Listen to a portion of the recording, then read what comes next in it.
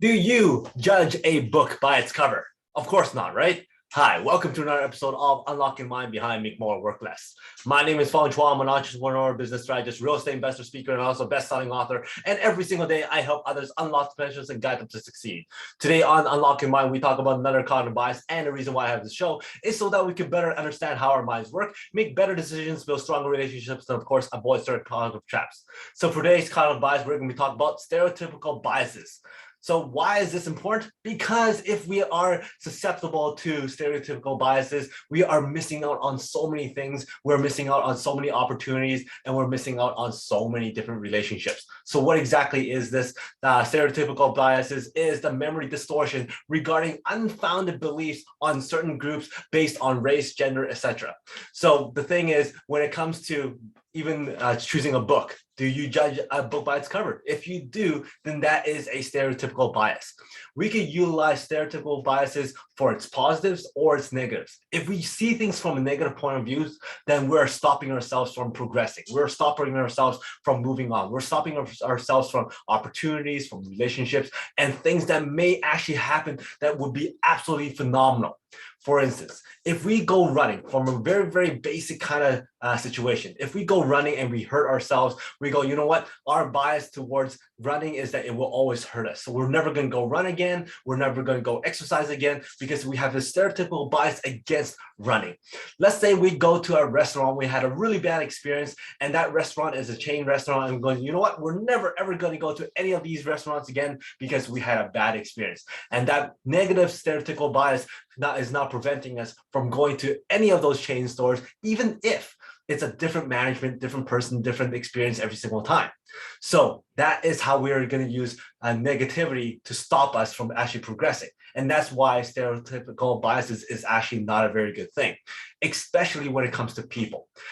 How often do we have that feeling that cab drivers are lower class just because they're driving cab? However, there's so many examples out there that cab drivers actually have PhDs or have a high education. It's just that because they're from a different country, because of their living situations and all that kind of stuff, they have to do another job, or they're taking another, they're only able to become a cab driver. And we're not asking those questions, but because we just see that, we just assume, and we come up with these negative thoughts that thinks that they're lower class. How often have we actually seen a person across the street and we want to avoid that person just because of their look, and we cross the street to walk and avoid them? We never know what their story is. We don't know what their situation is. We don't know what type of person they are, but we have the stereotypical bias and thinking that they're probably bad news.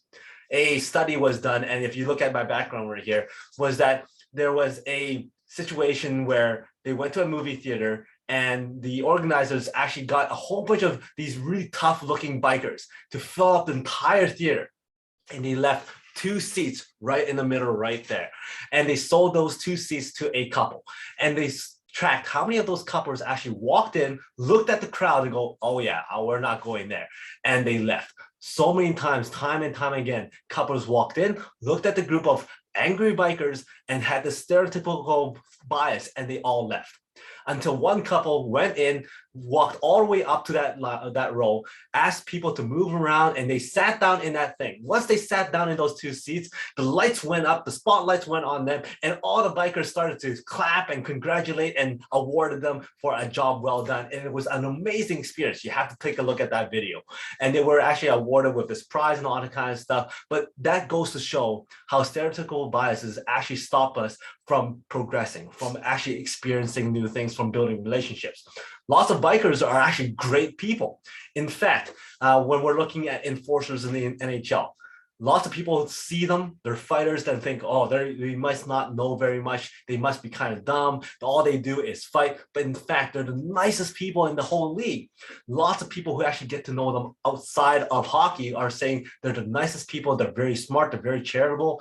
George Larocque is one of those. He's an amazing guy. But because of his look, because of what he does, people have this stereotypical bias against who he is and what he is. So we have to stop falling prey to stereotypical biases, especially if it's negative, especially if we're not giving people the chance to prove themselves, if we're not giving them the chance to showcase who they are or what they can do and just to know them better. if stereotypical biases is preventing us from building relationships, from opening opportunities, we have to take a step back and throw that away. We have to give people chances. We have to talk to other people, bounce ideas, be open, have an open mind, and make sure that we're positive when it comes to this kind of stuff. Because when it comes to race, gender, and all kind of stuff, it becomes really, really bad. It becomes very, very negative, and we don't want that in a society.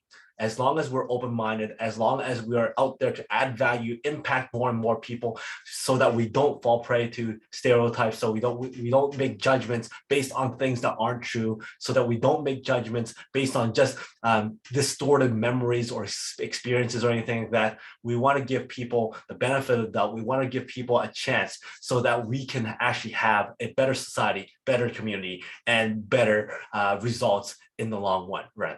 So hopefully you enjoyed this episode of Unlocking the Mind. And if you did, please go back and watch some of my other episodes on Unlocking the Mind. And of course, we have a lot of other shows, the Peak Potential Success Show, the Make More Mind Bites, and the Master Mind Bites that's up every single week. Make sure you check out this video on with regards to the movie theaters and the bikers, an amazing video. Also, thank you very much for your likes, your comments, your subscriptions, your following. I love seeing those comments. And until next time, today is the day to unlock your peak potential. I'll see you later.